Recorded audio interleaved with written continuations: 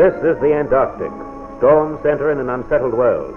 This is the territory coveted by the Argentines and the Chileans, land in undisputed possession of Britain since 1907. Yearly, our relief ships battle their way through to supply the pioneers who man lonely outposts in the Falkland Island dependencies. In these latitudes, weather is the sailor's arch enemy. In winter, the sea freezes into solid pack ice.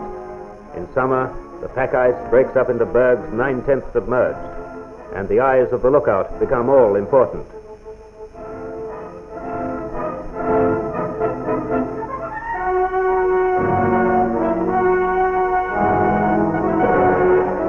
The local inhabitants, undisturbed by the annual visit of the relief ship, have been startled out of their usual calm by the sudden arrival of an assorted collection of warships, one president, and 5 admirals. But humorous and fantastic as the situation may be, the fact remains that foreign powers have illegally established bases on British territory in Deception, Greenwich, and Melchior Islands.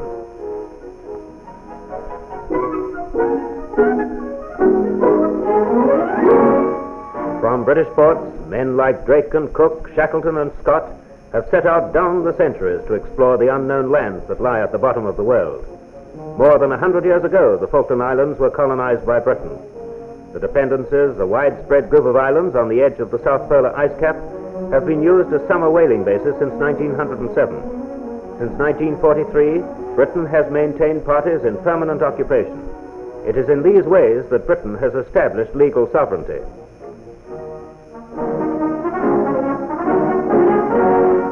When Shackleton and the survivors of the Endurance landed on these islands in 1916, there was nothing for the shipwrecked men except safety from the sea. Food was running short. There were no seabirds to kill because it was winter. There was only one chance, and Shackleton took it. With a few companions, he set out to fetch help. South Georgia was the nearest place accessible by small boat. Between was 600 miles of gale and storm. How they won through when Endurance was spent and only the Spirit remained is an epic of British polar exploration.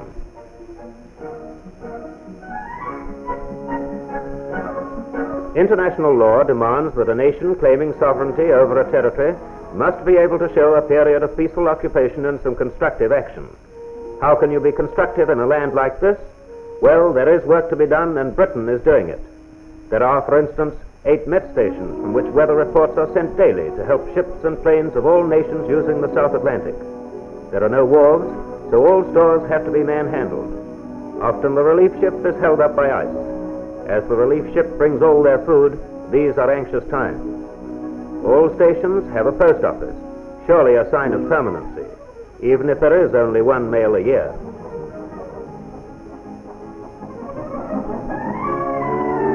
When a crew takes over, the outgoing OC shows the location of the various weather recording instruments to his successor, who satisfies himself that they're working.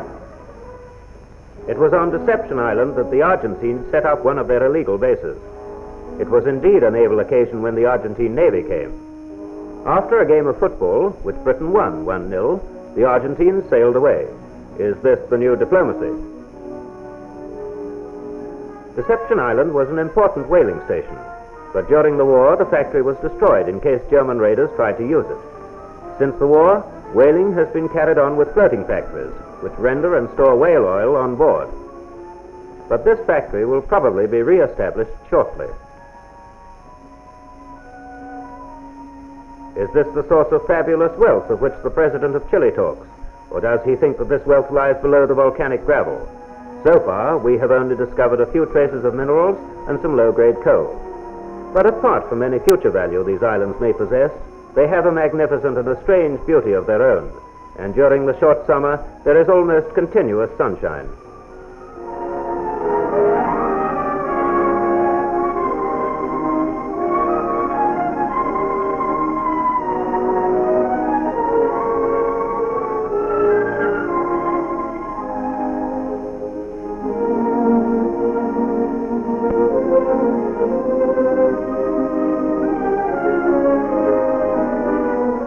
Admiralty Bay is one of the homes of the sea elephant. After the whale, it is the biggest sea creature, often reaching the extraordinary length of over 20 feet.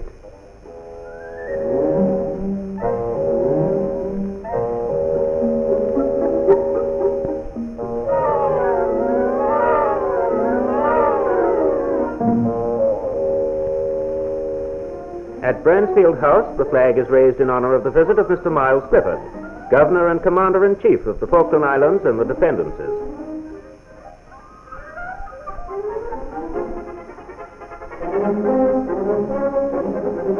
Hope Bay is one of the largest of Britain's stations in this territory.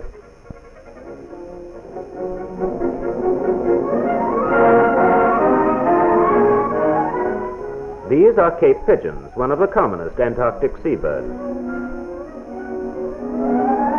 But what of the men of these stations? How do they live? They are all volunteers, serving between 18 and 30 months at a time. Though each is a specialist, all share the domestic work of the base. Naturally, it's not much like home, but give a man plenty of food and warmth and he'll make do. To the regret of the tame penguin who watches them go, sledging parties set out to continue the work of mapping uncharted areas. As much of the land is permanently ice-covered, this isn't easy. Crevasses and snowdrifts make sledging a dangerous game, but it's more exciting than staying behind to take weather readings. Met balloons are used to map the winds at high altitudes. As a rule, they are different from surface winds. By plotting the balloon's course, the Met man can calculate the direction and speed of the winds in the upper air. It's these winds that bring the general weather. In the Stevenson screen, temperatures and other measurements are recorded. Readings are taken 4 times a day. Weather has always played a vital part in our lives, and it still does. But today, accurate forecasts enable us to do something about it. Ships and planes can be routed to avoid storms, and farmers can plan their work. The men of these lonely stations are outposts in the war of the weather. In the little office, the readings are logged and reported to headquarters. From outpost reports of what's going on the weather front, headquarters make up the general forecast. The base has a doctor, though it's one of the healthiest places in the world. The mapmaker fills in details brought back by survey parties. Perhaps the geologist is looking for that fabulous wealth, but while his finds are important to science, he doesn't expect anyone to make a fortune from them. Still, there is always something to write home about, and a year in which to catch the post. The wireless operator is a busy man. 4 times a day he sends out weather reports, and he's the only direct link with the outside world. There are few diversions in this life, and doubly welcome is the visit of Commander Finroney's American expedition. Britain welcomes scientists anxious to help in the work that may be so important to the future of the world. Marguerite Bay is important because it commands the only known inland route to South Graham Land. Here, some of the huskies used by the survey parties are trained. The dogs were originally brought from Labrador.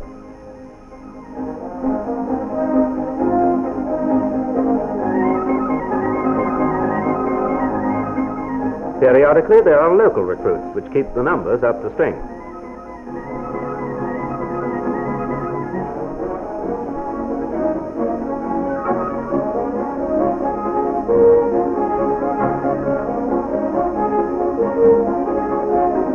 Huskies are a great drain on food supplies, but seal meat is fortunately plentiful, and perhaps it's tastier with chili sauce.